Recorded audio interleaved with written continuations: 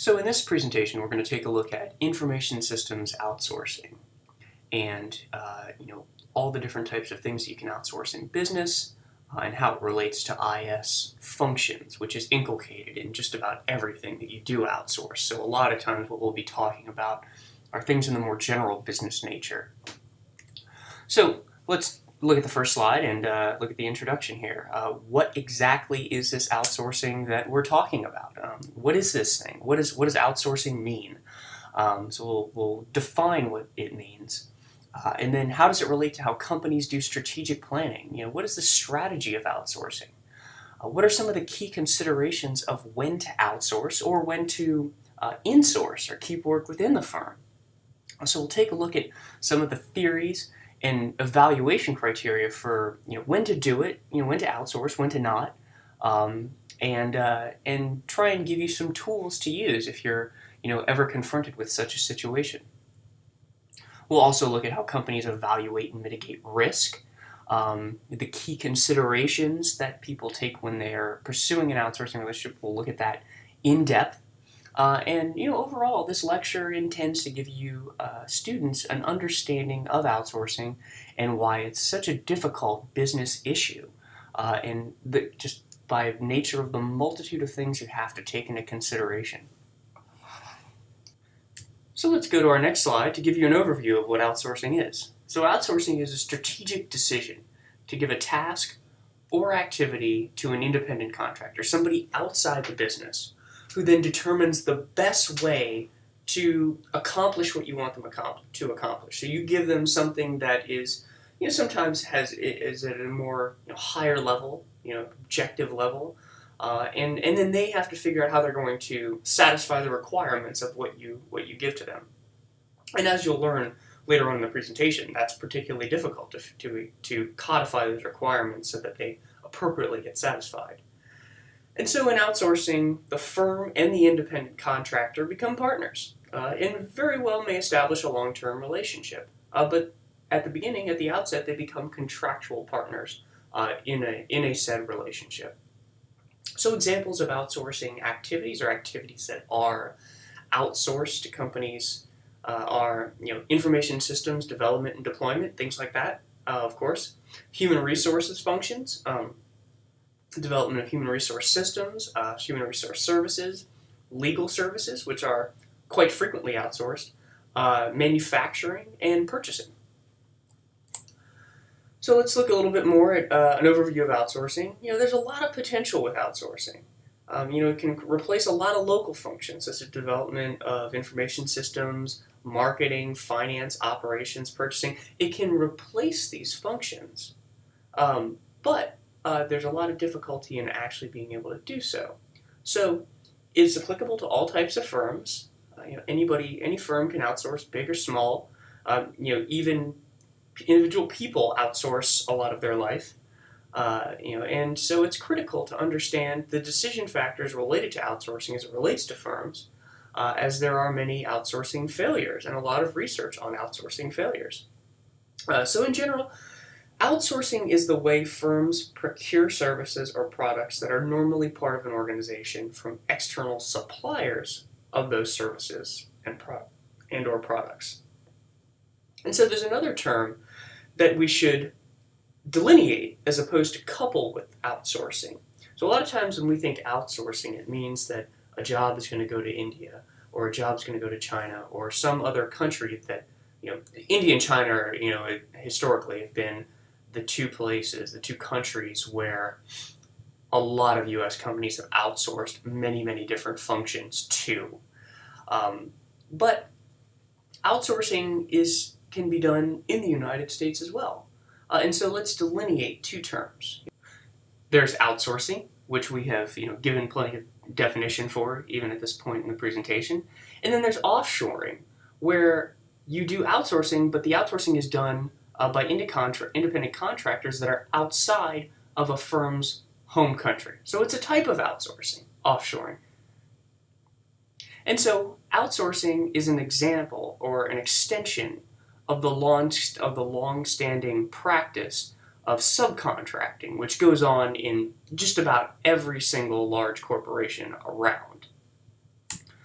So let's look more at an overview of outsourcing. So over the past 20 years, outsourcing has become a major strategy by organizations, information systems and otherwise. I mean, it's been dominating how it's been dominating globalization and how people do business for the last 20 years, especially with the global economy and the way that everything is globally interspersed.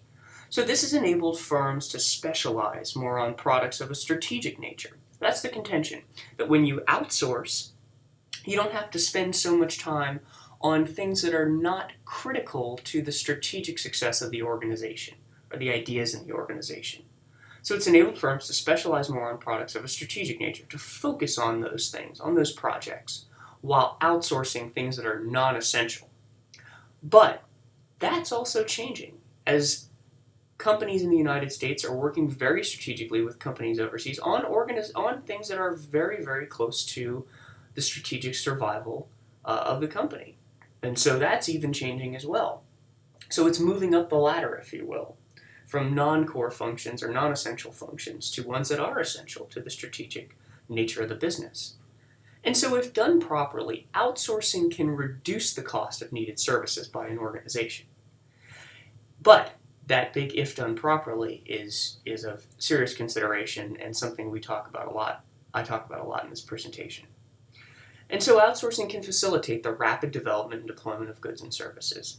It can do a lot of things for a company if done properly. So let's look at some examples. For the biggest one that I always see is, Apple's iPhone, right? I mean, they outsource product development to a huge Taiwanese conglomerate named Honhai, which runs Foxconn, which basically has a city in Shenzhen, China, which is that basically builds all of the iPhones. Every single iPhone in this classroom, every single iPhone that you see on the street is built pretty much by Foxconn. And that's been the case for many years since the iPhone first came out. Other examples are call centers for a U.S. company, for example, in Brazil. It's a more general example. Legal and financial services, which are commonly outsourced, except in some of the largest corporations where you have your own legal services. Legal and financial services are usually outsourced, and many times a lot of these legal services are very mechanical. They're very reproducible. So they can be outsourced to a company in the Philippines, for example, in a country with a completely different legal standard. Another example, IBM providing travel and payroll services for Procter and Gamble. That's more, IBM is a consultant and purveyor of information systems and services, and they do the travel and payroll services with a combination of their travel and payroll software and systems for Procter & Gamble, as well as services that they provide to be able to handle that all for them. ADP is now a huge information system that processes payroll for thousands of firms. Firms can sign up and get all their, small businesses. It's great for small businesses. When I had a small business, I used ADP, and they're fantastic, where I can completely automate the processing of payroll for my employees. And so another example of outsourcing is in the medical field, when insurance companies or insurance providers such as Blue Cross actually recommend sending patients to India to receive more affordable surgeries without a loss in quality care. So you see it everywhere. And so outsourcing just has broad definitions that are taking on new meanings every day. So we gave some examples. Let's look at some general types of outsourcing. I mean, you see it in information systems is inculcated in all of these. Purchasing, the systems and services and processes related to things like purchasing, logistics, research and development, operations like supply chain operations, service management, human resources functions. We've talked about ERPs and CRMs and all that stuff relating to the information systems around HR functions, financial and accounting systems. There's customer relations, CRM systems, outsourcing the technology and the maintenance of such a technology to another company, sales and marketing, which is also many times pursued, used within the auspices under the auspices of a CRM system, training, formalized training, and other types of legal processes. These are kind of general types of outsourcing that go on. And so, like I said, information systems is inculcated in all these functions. And so, in all cases, when you're outsourcing, this is simply the implication that there is a legally binding contract to provide such services. So now let's take a look at where firms are actually sending some of these jobs. So this is a big point of contention. Where are firms sending their outsourcing or doing their offshoring? Where are these jobs going to? And I will say that sometimes it's actual jobs or sometimes it's job functions, and then people aren't necessarily losing their jobs. So the argument that a lot of politicians and things make, and we'll take a look at political backlash, is that when outsourcing occurs, jobs get sent overseas.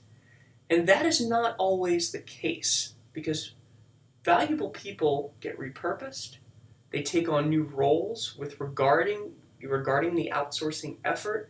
There's a lot of things in the gray area that happen where these jobs might not necessarily be being sent overseas, where the exact same job is done overseas by somebody who you can do the same thing at a much cheaper rate. While that does happen, and there is a lot of evidence of that happens, it's not always clear, it's not always black and white, that when you outsource, that is unequivocally, that means you're shipping jobs overseas. It doesn't always mean that. It's a lot more confusing than that. So where are firms sending these jobs or these job functions, right? Well, they're sending them, principally, when this survey was done about 2 years ago, still India is the top producer, top outsourcer. Of course, China's a close second. And then countries, like Malaysia, Thailand, Brazil, are round out the top 5. And so then, I didn't show the whole top 50, which would also be interesting. But then I show other countries who are, an outsourcer or serve as a host country for a lot of outsourcing providers. So of course, you have Ukraine, France, Turkey, Portugal, and even Ireland.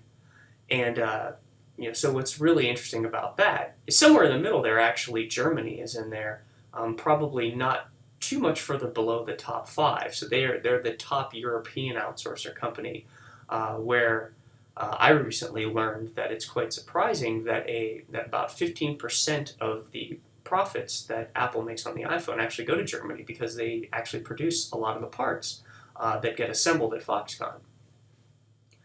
So let's move on to the next slide and talk about why outsourcing is actually something that's attractive to companies. Well, when in a survey of 53 major corporations, the most important reasons they gave for outsourcing were cost savings, potential cost savings, gaining outside experience, having someone who has another understanding of a particular process that might be very embedded within your business, so changing things in that way, improving existing services, much related to gaining outside experience, I think, focusing on core competencies, and gaining access to potentially new technologies to do existing business functions. So in addition to this survey, 35% also said they would consider continuing or expanding their outsourcing efforts. So about 35% considered what they have successful, while 40% said they would continue outsourcing but revise their efforts. And then 15%, the remaining 15%, said they would reduce their outsourcing efforts. So what this tells you is that it's pretty much split on how successful or what the success rate is with respect to outsourcing efforts. It's difficult.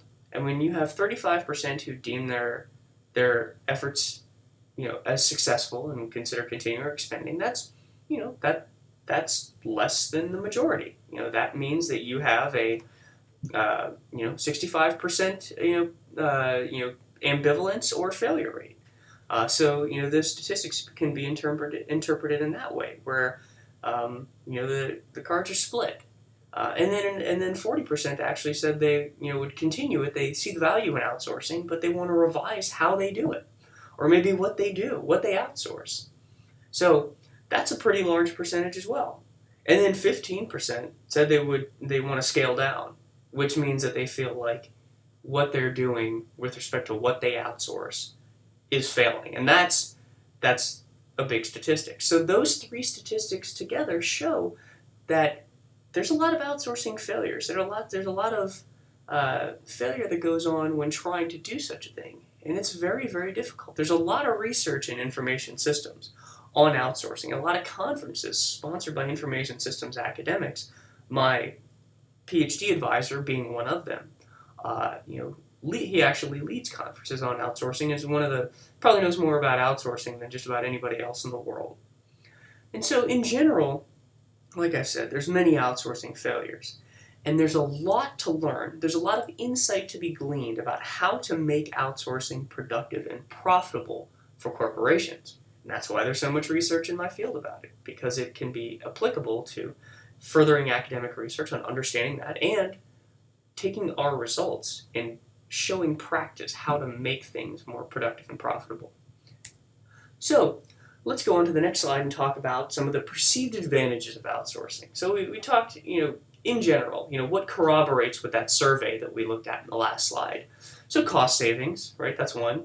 Gaining outside experience, again, improving operations and service, focusing on your core competencies, shifting the focus from things that are non-core, and taking your valuable people and having them focus on strategic stuff. Also, gaining outside technologies, better quality people, gaining better quality people and knowledge so that they can be applied to a particular activity or task, potentially in that outsourcing organization. They have people that are specifically focused on, doing HR, information systems development and deployment, legal services, things like that. There's a greater focus. They're more agile because that's specifically what they focus on. And, another advantage is it can reduce administrative costs to do things that are, non-core to the, products and services the business provides. So let's look at the difficulties with outsourcing in this next slide. Loss of control is probably one of the scariest ones, where there's a loss of control over potentially critical organizational functions. You potentially, if you're not careful, you might be giving something critical over to somebody else. And so a firm may be creating future competition if they haven't selected the right task to outsource. It also creates a negative impact on employees, where employees may worry that their job may be shipped overseas. So there's that fear. Or it could be sent to another company that can do it cheaper if it's not overseas. And then also there's the longer term impacts, where significant and pervasive outsourcing in a corporation has been shown that it can also significantly change the organizational culture. So you have to be careful. There's a lot of difficulties with outsourcing. So let's move on to the next slide here and talk about some key considerations when considering outsourcing. So the first one is the prospective activity core to the survival of the firm? If the answer is yes, you might want to be really, really careful about outsourcing it. If the answer is no, well then maybe it can be outsourced. So another key consideration is, will learning from employees or learning about this activity spill over to an important core activity? Kind of the same yes or no criteria that I gave on the last bullet, comes into play. Can the outsourcing relationship be reversed, right? Can the work actually be brought back in-house if the conditions change? What is your exit strategy? Also, can the outsourced supplier adjust to changing market conditions faster than us, right? If they can, well then they may be a great agile firm to have on your side. And so the last key consideration I have on this slide is, will outsourcing certain activities weaken the culture of the firm? And that relates exactly to what I talked about in the last second, I think 2 slides ago, or 1 slide ago, that specifically talks about changing organizational culture when outsourcing is pervasive throughout your organization. So some more key considerations when considering outsourcing is Political issues and potential backlash. So when large amounts of jobs are exported overseas, there's usually political implications associated with that you need to think about. So as a consequence, there are now even state and federal laws that impede outsourcing. If you could take a look at this paper that I posted, that briefly talks about federalism. So such impediments actually can make outsourcing particularly difficult to do successful. And so some companies have even started what they call backsourcing, where work returns to the original idea after a failed outsourcing activity. And so there's even recent data suggesting that there's also a great many jobs that are outsourced to the US from companies overseas. So it kind of goes in the opposite direction from what you might expect. So going to the next slide, some more key considerations. Obviously, I think these key considerations are pretty important. So this slide is particularly directly related to the ethics of outsourcing. And so I have some of the ethics principles listed on the left and examples given on the right. So, will the outsourcing activity actually, potentially harm native or indigenous cultures, right? So, outsourcing should be done in a way where it's sensitive to religion and culture. Will it harm the ecological systems, right? Will it harm the environment in any way?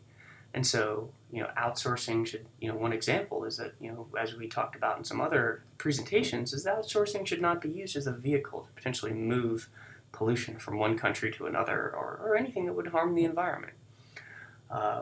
Will it uphold universal labor standards? So you should make sure that if you're ever confronted with such a decision, that outsourcing shouldn't be used in a way that may take advantage of cheap child labor that leads to abuse of employees and potentially abuse of that cheap child labor. Also, outsourcing should never violate basic human rights. Will the arrangement pursue long-term involvement is another principle, where outsourcing should never be used as a short-term arrangement to reduce costs, and it's healthier to view it as a long-term partnership. And then the last principle I have is, will it share knowledge and technology? The example I have here is use the inevitable technology and knowledge sharing to build a good relationship with outsourcing firms. So let's move on to the next slide, and let's talk about risks related to outsourcing. So with respect to risks, a project has a higher tendency to fail without appropriate planning and analysis, right? So when work is sent offshore, this planning analysis becomes very critical, and it's sometimes sent to countries, with different factors that may make things quite risky. So if for example, you send work offshore, it may be sent to a country that doesn't have consistent power. So you may not be able to have employees as productive as they would normally be. Management, may be inexperienced. You have to do your homework. Or there may be inadequate labor to actually do what you're requesting.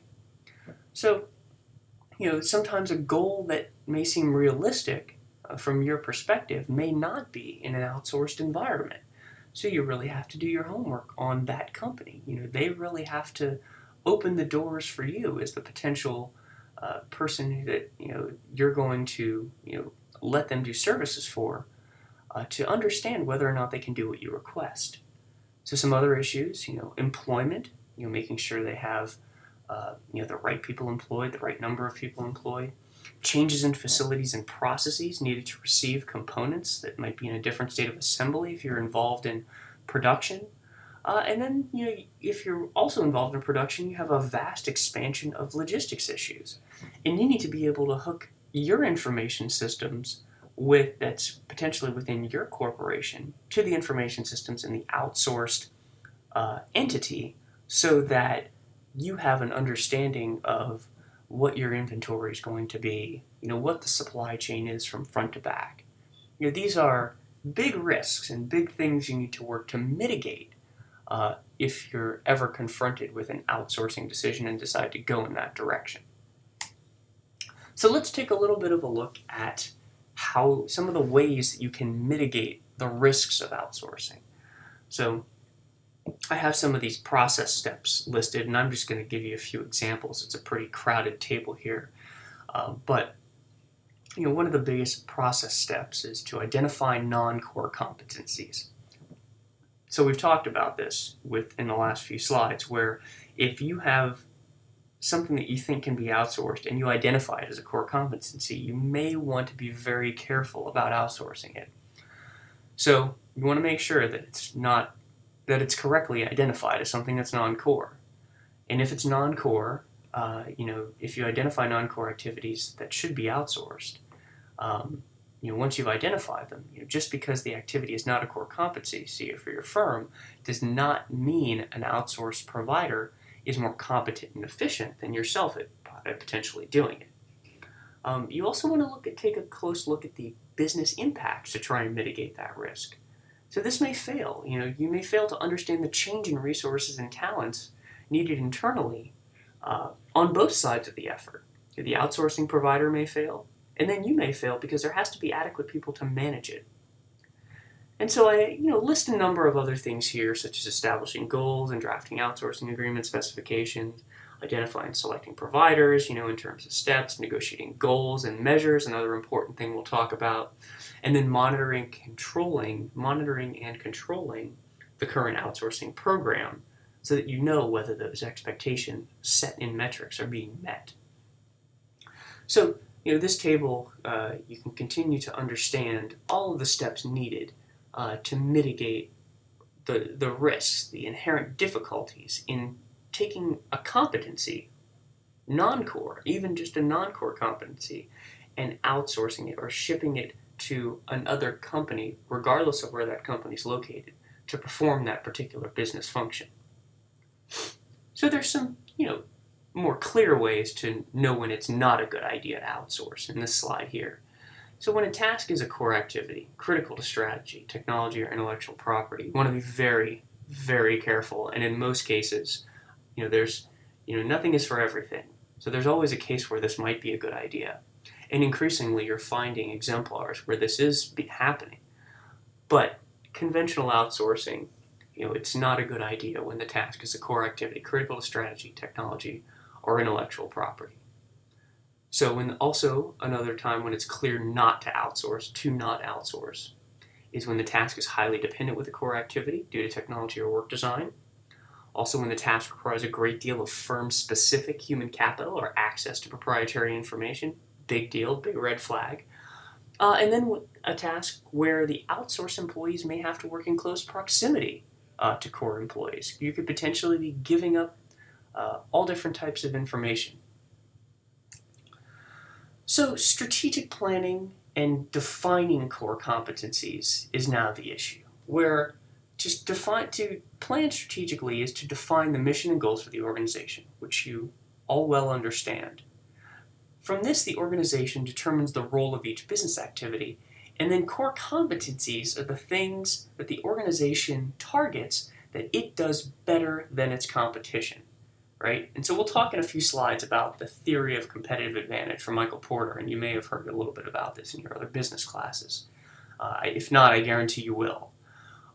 Where there are different types of things that distinguish you from competitors that will give you a competitive advantage. And before you outsource, you need to reaffirm what those are. So, like we've said, non-core activities are good candidates for outsourcing. Core activities, be very, very careful about doing so. So going on to this next slide, many different functions are capable of being outsourced. And we've talked a bunch about these, which are, around core competencies, but not the core competencies themselves. So this gives you a good visual of what it means to, export something or outsource something to another company.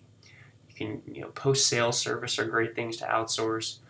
Financial functions that are, not core or secretive, potentially, which, given the reporting requirements by the SEC, if you have a larger corporation, most financial functions are not secretive. You have to report what you earn and report it in an ethical manner.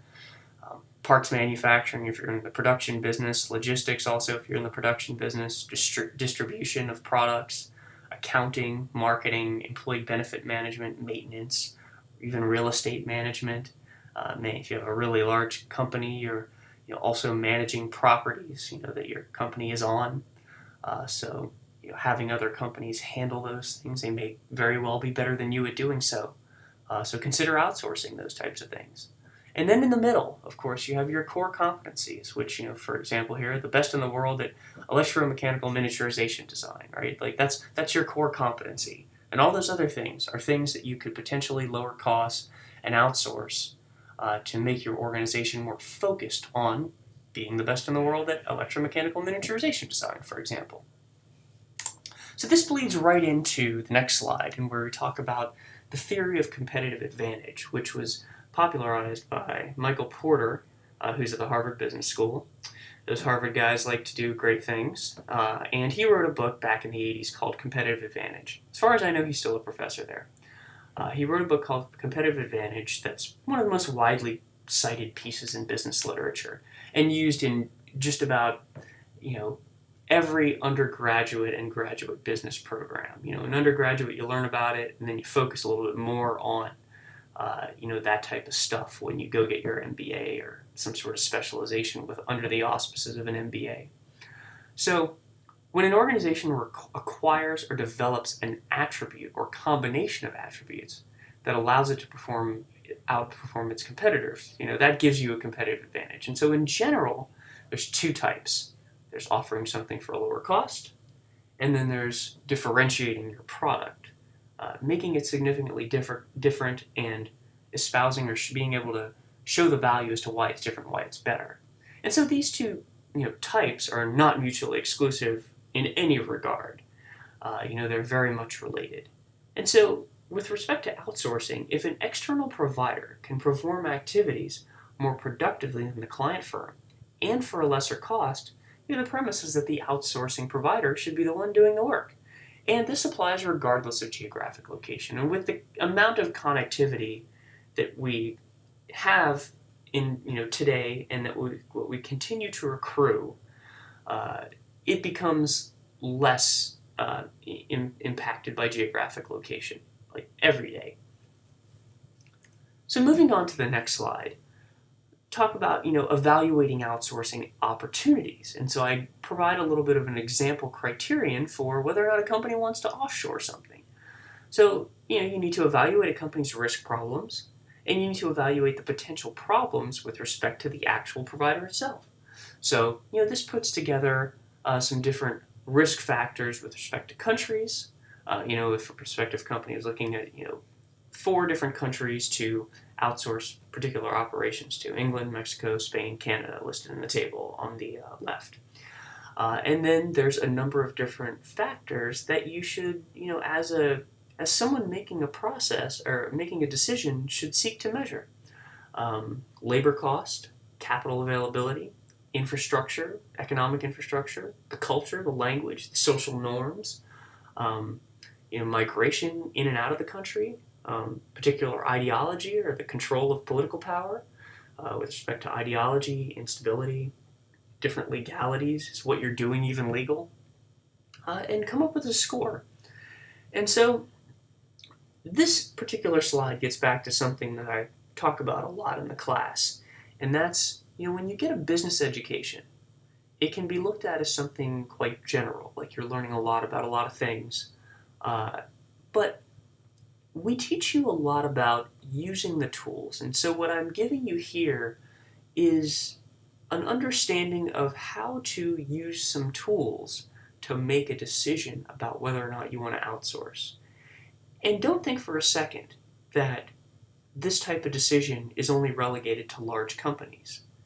If you're a small company and you know that a company in India can do something, can take 1 developer as opposed to 3 developers that you have, and do it cheaper and better, and then you can potentially repurpose those developers to do things that are maybe better for the growth and focus of the company, with respect to information systems development, then by all means you should outsource. So what I've given you there is a company with potentially 5 people. Maybe they have a CEO, someone who assists them, and 3 developers.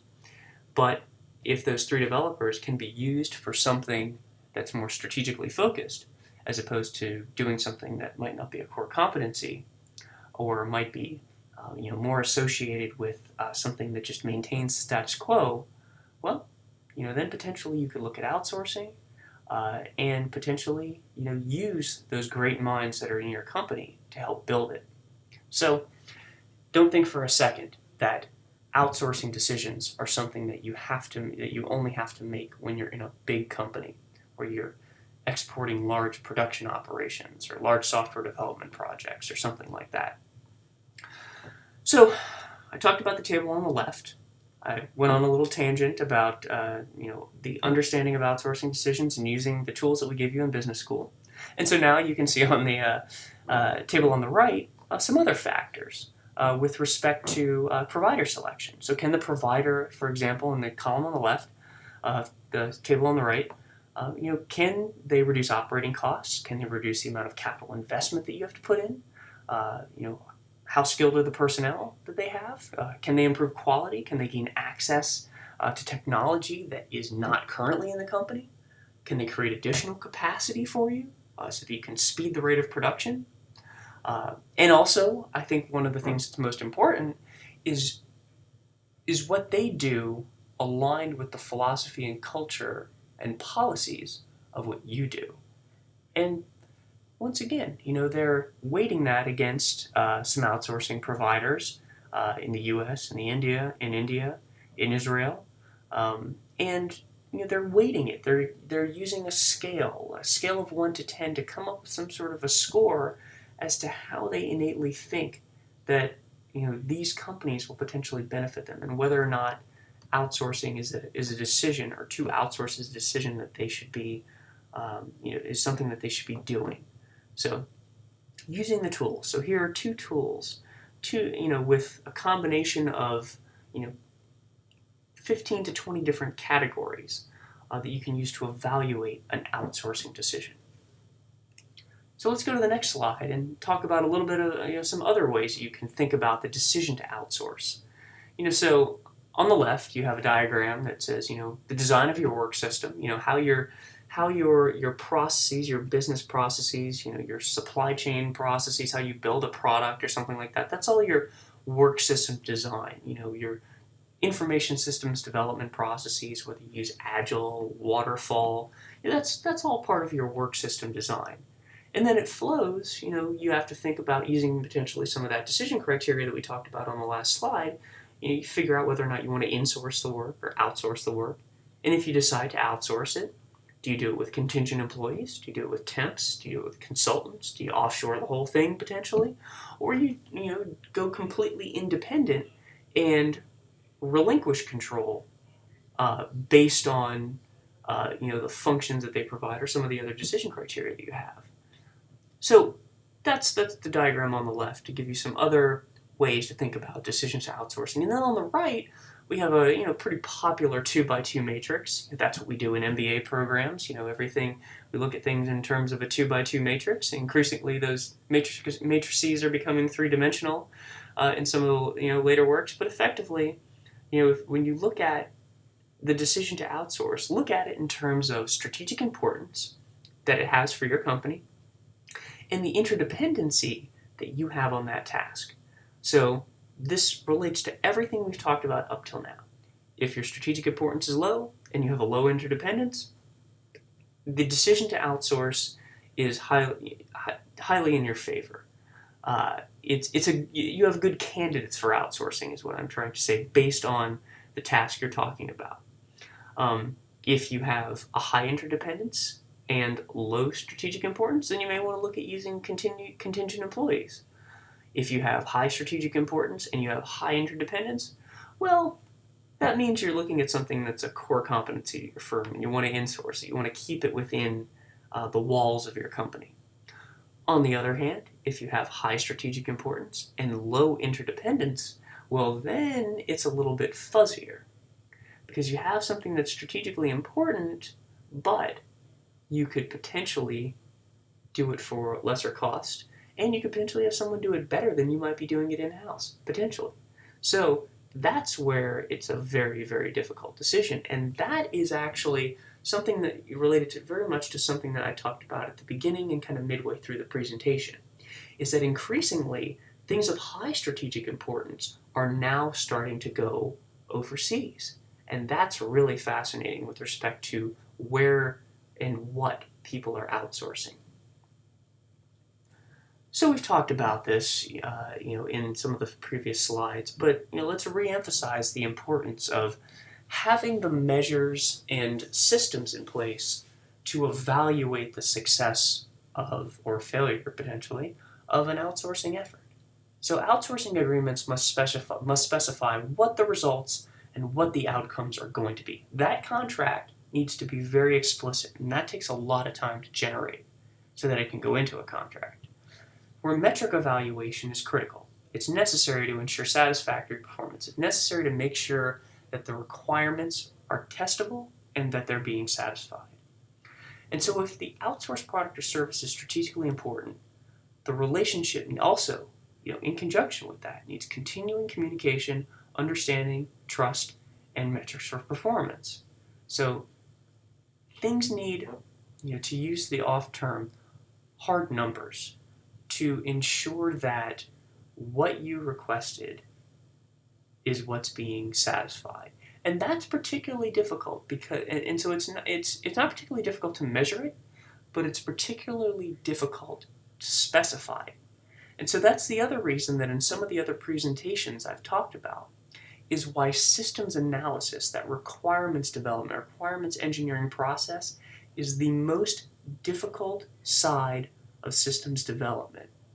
And this relates to whether or not you actually do the implementation in-house or whether you outsource it. So this is extremely important for developing information systems and getting the requirements right when developing information systems. And that's why I've said throughout the semester that people who can do this really well are worth their weight and make a lot of money. And it takes time to learn these skills, but they're very valuable. And it doesn't matter what goes overseas. Those jobs are strategically important for the company. Whether it goes overseas to another company, whatever. These are strategically important positions. You are both strategically important and the company is highly dependent on your skill set. And you can make a lot of money providing a lot of value in that regard. So, the last bullet point that I have is that with respect to services, you need metrics. They don't go away, as opposed to developing products. With service, you need metrics. They don't go away, but it takes a little bit more creativity being able to evaluate a service because you're evaluating things that are non-quantifiable, but they need to be there. And there's a lot of research on how to evaluate services. You have to be a little bit imaginative as you localize those particular measures to what you're doing or what you're evaluating, but they're there and they are there, they've been there, people have done it before, and they need to be there for your future effort. So that was the end. That is my talk on outsourcing, and talking about kind of moving between the space between information systems and business and maybe focusing on the general understanding of outsourcing. But I hope it gives you an overview, an understanding of some tools that you can use as you guys go off into your professional careers and may be confronted with such a decision, or may see the evaluation of such a decision in your organization. I can pretty much guarantee you'll see it at some point, or the term outsourcing, or sourcing to another place to provide a specific function will come up at some point. So this gives you a heads up, and I hope it helps. So, until next time, that's the end of the presentation.